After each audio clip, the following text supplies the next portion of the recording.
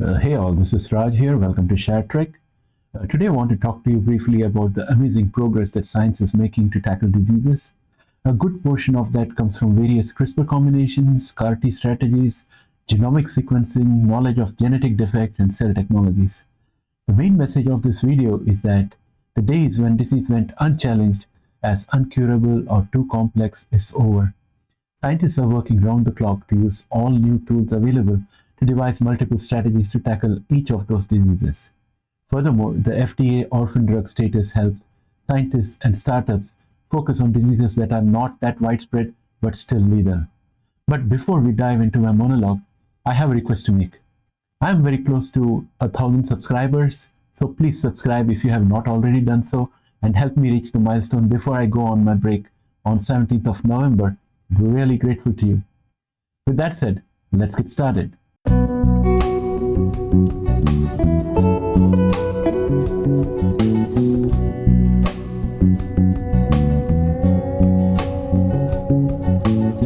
Welcome back, friends. We already know that CRISPR-Cas9 was the first gene editing tool. Subsequent to that, we have discoveries of other Cas and that are very specific for use. The efforts have been ongoing to reduce the size of the editing tool to fit into the smaller delivery vehicles and to develop a variety of delivery mechanisms ranging from adeno-associated virus to lentivirus and LNP, etc., to deliver CRISPR payload to the target cells. Then we have had the evolution of base and prime editing to avoid double-strand breaks and further reduce the risks. Also, research has shown regions of the human DNA around which edits can cause cancers. These regions can be avoided in new gene therapies and thus reduce the risk of causing cancer. We also have good progress happening to make the therapies allogenic, especially CAR-T therapies are being engineered to mask them and provide armor against being killed by the killer cells in the body. In fact, there are now edits that can protect a CAR-T cell from multiple different types of killer cells in the body and thus prolong their persistence in the body, thus improving the outcome for the therapy. And recently, we have also had some innovations by researchers who can introduce temporary chimeric antigen receptors in the T cell within the body, which appear for a short period of time and they do not persist, they just vanish. So all these new technologies are coming in and new discoveries are being made. We also have lots of work going on in the bispecifics area, which naturally is allogenic.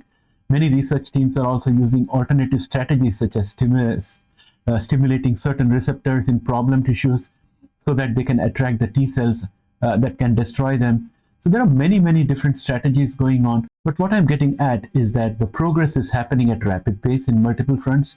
The genomic sequencers are getting better, and genomic sequencing is taking shorter time and getting cheaper. Our understanding of genetic defects and related ailments is getting better and better by the day.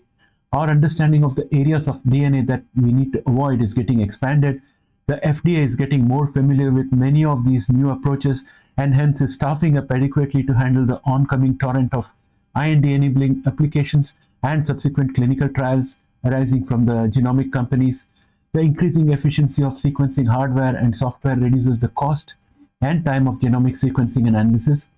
And this, in turn, reduces the capital requirements of startups in a progressive manner. Now, what does this mean to the ordinary investors? This means that we are going to see a lot of opportunity to invest in genomics.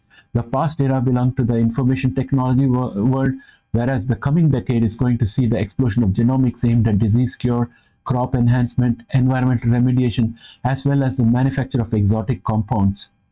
For the average patient, it means that every passing year, the quality of life and treatment options, as well as outcomes, will continue to improve for various ailments. With every passing year, the costs of treatments will come down. As I continue to search for stories to bring to you in this channel, I come across so many interesting stories that are not in the stock market realm, but are excellent examples of how genomics is making great strides. To me, it seems that we are at the ground floor of this industry, which is rapidly expanding, and it feels like we are going to ride this wave into the coming decade and more. Just in the last quarter, we have had the approval of Zynteglo and Skysona, and CRISPR Therapeutics is in the cusp of approval of its SCD and TDT cure. We have had positive data from Intellia for NTLA 2001 and NTLA 2002, just to name a few. There are now three potential candidates for HIV functional cure or vaccine, one of them from Tel Aviv University and two from private companies, Excision and AGT. The markets may go up and down in response to the inflation and other stimulus for now as the world economy tries to gain its balance or equilibrium. Once the world economy stabilizes, many of the genomic stocks that are so cheap right now will be out of reach. However, the trick is to identify the ones with a viable pipeline and enough cash to sustain until good times return. Not only should investors look on the viability of the pipeline, but also the target market size and geographies. That, my friends, is what is the thought I want to leave you with as we start this new week. Thanks and have a great day. Bye for now.